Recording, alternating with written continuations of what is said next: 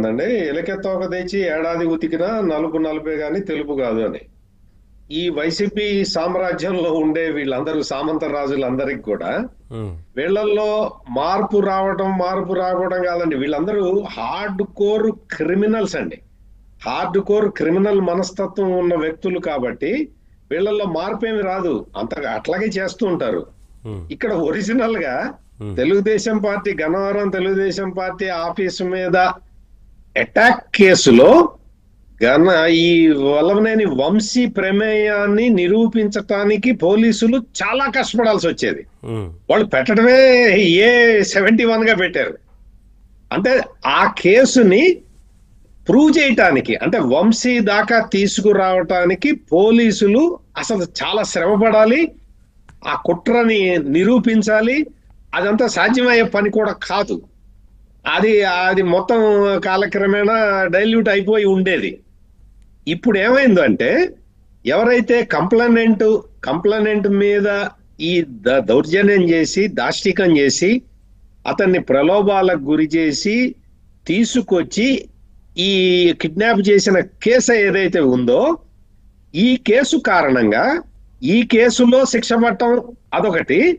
రెండోది ఏంటంటే ఒరిజినల్ కేసును కూడా స్ట్రెంగ్త్ అవుతున్నది. ఉమ్, ఒరిజినల్ కేసు ఏదైతే గన్నవరం తెలుగుదేశం పార్టీ ఆఫీస్ మీద అటాక్ జరిగిందో ఆ అటాక్ లో వల్లభనేని వంశీ ప్రమేయాన్ని నిరూపించటం కష్టంతో కూడిన వ్యవహారం. ఇప్పుడు అది సులభమైంది, ఈజీ అయిపోయింది. ఎందుకు అంటే గన్నవరం తెలుగుదేశం పార్టీ ఆ కార్యాలయం మీద అటాక్ చేసిన వాళ్ళల్లో అందరూ కూడా ఈ కేసులో కూడా కో అక్యూజ్డ్. ఉమ్, అంటే ఏంటి, వీళ్ళందరూ కూడా కలిసి గన్నవరం తెలుగుదేశం పార్టీ కార్యాలయం మీద అటాక్ చేశారు అని ఈ కేసు అదే ఇప్పుడు ఇదే మెయిన్ కేసు అనుకోండి.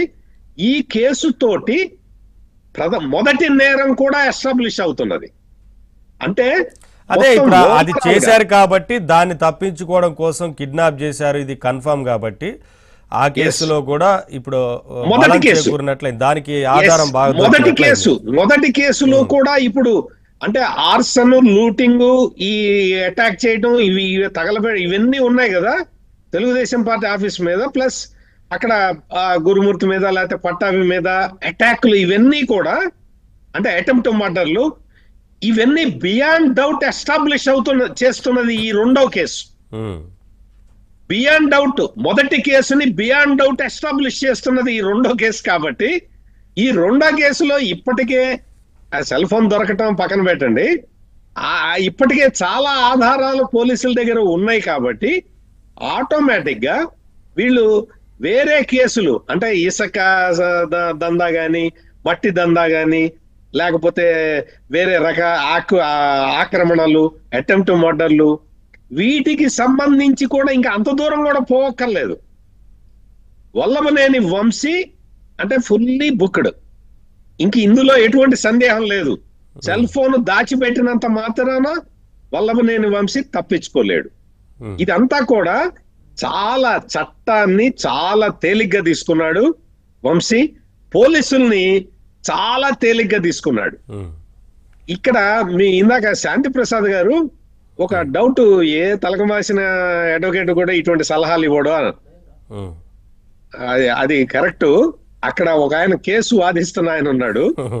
మరి ఆయన అడగాలి, పొన్నవోలు సుధాకర్ రెడ్డిని అడగాలి ఎవరు సలహా ఇచ్చారు అనేది. ఆయనే సలహాలు ఇస్తారు కదా, ఆయన అందరికి సలహాలు ఇస్తాడు కాబట్టి బహుశా ఇది కూడా ఆయనే ఇచ్చి ఉండొచ్చు. ఇక్కడ మెయిన్ గా ఏంటంటే అండి, వల్లభనేని వంశీ తనకున్న అంటే తను చేసిన నేరాలన్నిటికీ కూడా ఇది క్లైమాక్స్. ఈ క్లైమాక్స్ ఎట్లా తీసుకెళ్తారు పోలీసులు, ఎటు నుంచి నరుక్కొస్తారు అనేది ఇప్పటికే half of the case is established అండి. అంటే ఈ ఉన్న ఎవిడెన్స్లు సరిపోతాయా అంటే నేనేమి న్యాయమూర్తిని కాదు, నేను చెప్పలేను. కానీ నేను జర్నలిస్ట్ గా క్రైమ్ రిపోర్టర్ గా చాలా కాలం పనిచేశాను కాబట్టి నాకు అర్థమైనంత వరకు ఈ కేసు చాలా పకడ్బందీగా ఉన్నదండి. ఈ కేసులో ఇంకా మామూలుగా అంటే ప్రాసిక్యూటర్ కనుక కొంచెం గట్టిగా ఉంటే శాంతి ప్రసాద్ గారు చెప్తారు సార్, లీగల్ గా ఈ కేసులో